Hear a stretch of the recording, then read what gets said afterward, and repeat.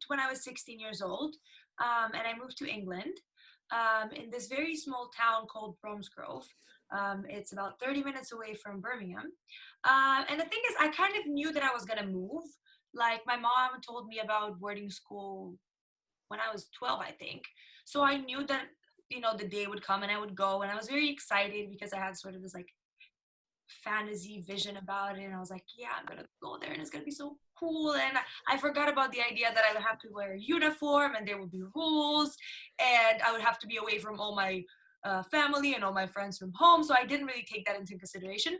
So once I got there, I was very, very excited. But then I had to go try on the school uniform. And I remember I started crying when I saw myself because we had these, really, really long skirts.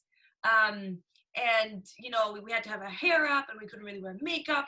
And it was just like this, it wasn't very flattering or attractive. So that was my first blow when I moved to another country, which sounds ridiculous, like thinking about it, like, yeah, I was crying because of my uniform. But, coming from Romania where I went to school and there was no uniform, there were really no rules when it comes to like your attire. And really, I mean, if we take our school, like the one we went to, there weren't that many rules anyways, like very, very strict. Yeah, I remember. So coming from an environment where you didn't really have boundaries in a certain way, you go there and it's like, okay, you have to wake up at this hour, you have to go eat at that time, and if you don't go and have breakfast or dinner, you get grounded. You can't be closer to guys than 6 inches, which is a lie because people did get closer at some point. But tell you, right? You can't, obviously you can't skip class anywhere, but you have to wear a school uniform. You have to have your hair up, and then you have all these rules, but you're also there on your own. Like, mom and dad leave, and you're in your room with your new roommate that you don't really know. But I was so lucky with my roommate Valerie. And even if I thought I was this mature woman, I wasn't. I was a child. Like, I had the mentality of a child and I wasn't emotionally developed yet. So I think it was very hard and I felt very lonely. I remember this is what I would always say. I'm surrounded by people that I really like and that are awesome, but I feel so lonely. And it took me about a year to adapt, truly. And still, throughout the years, I wasn't very happy there. I just kind of always looked for it to sort of end until it ended, and I realized how much I regretted that I didn't enjoy it more. But I think it's a lot of people felt that way, and it's also there's a lot of pressure, to be very good in school, and I was also very obsessed with doing a lot of extracurriculars, so I put a lot of pressure on myself, and it became this sort of quest to prove everyone that I'm good enough, and that drove me ultimately when I finished school to be very, very depressed. Like, I think this is what really drove me because I just kept piling and piling and piling and putting more pressure and more pressure. And at some point, I think you can relate as well, Marina. And I think that a lot of people can relate to this. You keep pushing and pushing and pressuring, and at some point you explode. Yeah. You have to explode. Like, you can't keep it in anymore. So I think that's what happened to me. But then it really taught me how to adapt to a new culture. So when I left to Barcelona, it was a completely different story. It was me with 2 suitcases, literally on the first day at university. It was like the introduction day, and everyone was there with their parents. I always grew up independent. So in a way, like, I didn't feel the need for my parents to be there. My father already came with me for an open day a year before. So I kind of didn't need anyone to be there. So I was alone with 2 suitcases. Everyone was getting this kind of introduction flyers, whatever you call them. Everyone was with their parents. They had like a cocktail. It was quite fancy. And so I remember I was like, whoa, I don't know anyone in here. Great. We're putting teams from the start so we would get to know other people. It was 1 week of introduction. It was very fun because everyone was so open. And it was the first time I was actually, whoa, like so many people, they're coming from so many places. But for sure, the first moment, I felt scared. I was very like, whoa, what am I doing here, kind of. I felt alone just because I was thinking that this is the rest of the 4 years I have here and I don't have anyone that close to me. And so obviously I can relate with what you're saying, that you felt scared and lonely, because I did too.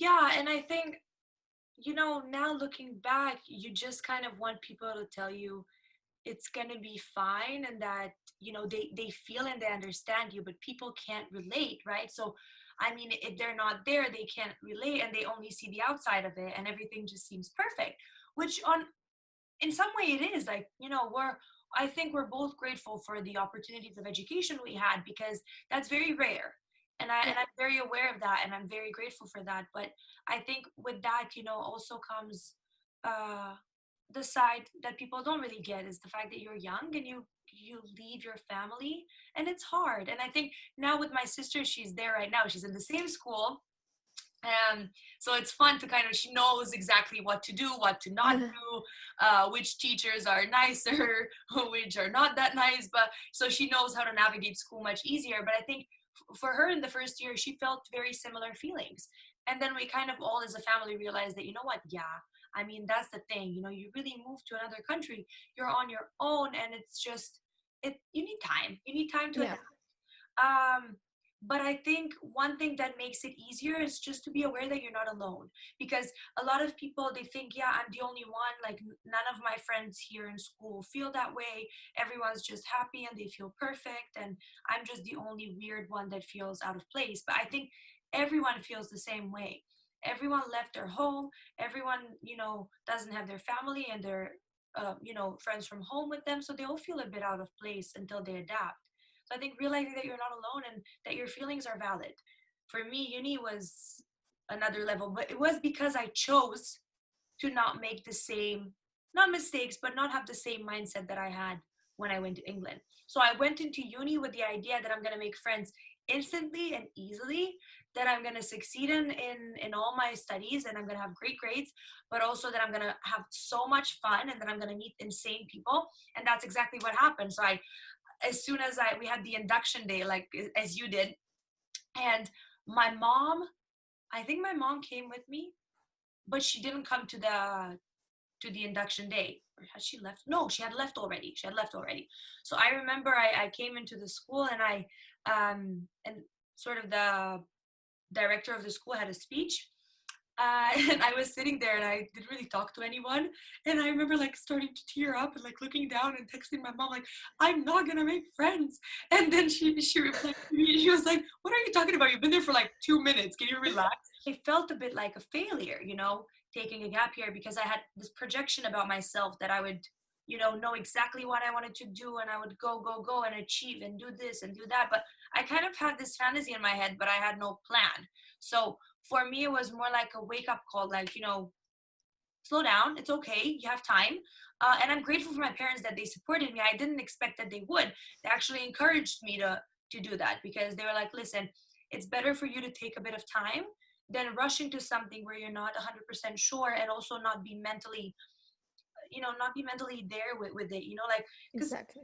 I I don't know if I was that bad, but I wasn't, you know, good. Like I wasn't happy. I wasn't feeling, you know, excited to go to university. I was just feeling like I had my place in university, but I didn't want to go, because I just felt like it wasn't the Yeah. right move.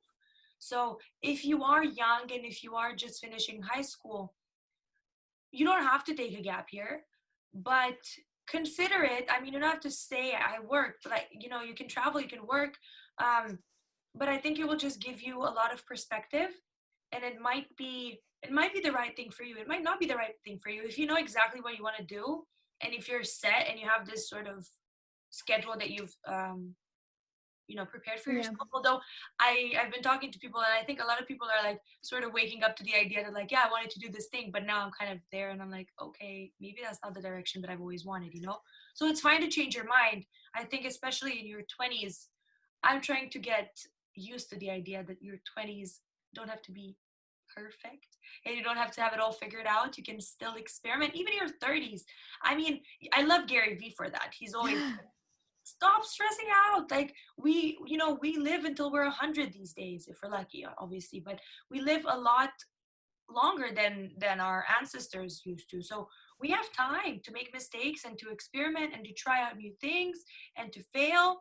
So I think there's no rush. And even if you do take a gap year and it wasn't the right thing for you, you can get back on your track. Or the other way around, you don't take a gap year and you just change your mind and There's people who quit university 3 times. And I honestly don't want to judge those people. I think it's brave to have the courage to say, listen, that's not for me. I don't want to do law because mom did law. I want to do law because I'm passionate about helping people, right? That should be the idea. You don't do it for someone else. You do it because, Obviously. or to fit in with your friends, because your friends are taking that route, so you're going to take that route. No, you do it because it makes you happy. Does it make you happy? I don't know if it makes me happy. Okay, go within and work on yourself a little bit and find out what you like, what you don't like, what brings you joy. Because some people just know it inherently. Others have to go searching for it. No, I agree. And like I look at myself now, and so I did hospitality degree. I did my internships in hotels, and I love hospitality. I think it's very challenging and it's a very, really amazing environment. But now that I'm looking like where I want to work or at least get experience, and it's not that, it's actually marketing and digital marketing. And I want to explore more this field. And so it has nothing to do with what I learned. I mean, okay, I learned marketing, but it wasn't specifically like focused on marketing my university. And now at first I felt bad because I was thinking like, I just spent 4 years doing something that I'm not going to pursue.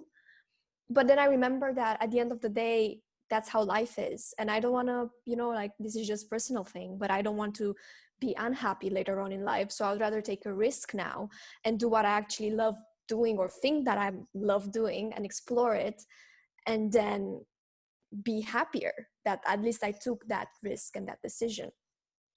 Yeah, and my story is kind of similar. I finished marketing and communication and fashion, and I'm not pursuing that for now. Although it's funny how sort of projects come into your life and people ask you for certain advice, and then you're kind of practicing what you've been learning anyways. But now I do something completely different. I work online. I do health and wellness coaching.